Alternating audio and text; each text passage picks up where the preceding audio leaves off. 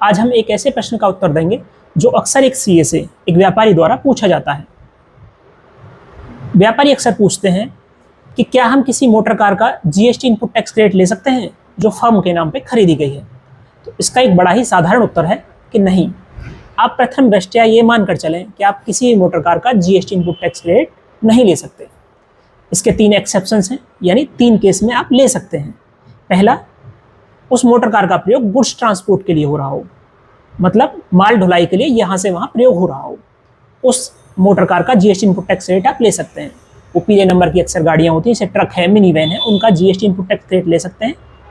दूसरा, उन motor car का प्रयोग पैसेंजर ट्रांसपोर्ट के लिए हो रहा हो, जैसे आपका टैक्सी सर्विस का बिजनेस है और आप पैसेंजर ट्रांसपोर्ट सर्विस दे रहे हैं, तो उसका जीएसटी इनपुट टैक्स क्रेडिट भी आप ले सकते हैं।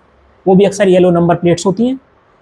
तीसरा, आपका ड्राइविंग स्कूल हो, आप ड्राइविंग स्कूल चलाते हैं, तब भी आप कार का जीएसटी इनपुट टैक्स क्रेडिट ले सकते हैं। बाकी किसी भी केस में आप जीएसटी इनपुट टैक्स क्रेडिट नहीं ले सकते हैं।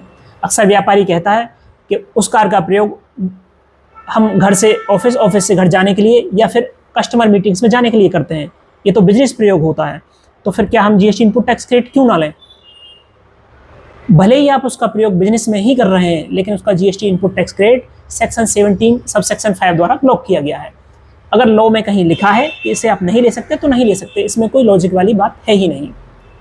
दूसरा, एक मुख्य जो इसमें ध्यान देने योग्य बात है ये है कि अगर हम गाड़ी का ही जीएसटी इनपुट टैक्स क्रेडिट नहीं ले पा रहे हैं, तो क्या उसकी सर्विसिंग, इंश्योरेंस, मेंटेनेंस, इन सब का जीएसटी इनपुट टैक्स क्रेडिट ले सकते हैं? तो इसका उत्तर भी नहीं है। अगर आपको गाड़ी का जीएसटी इनपुट टैक्स क्रेडिट मिल रहा है तो आप रिपेयर मेंटेनेंस का भी जीएसटी इनपुट ले सकते हैं। अगर गाड़ी का जीएसटी इनपुट आपको नहीं मिल रहा है तो आप नहीं ले पाएंगे।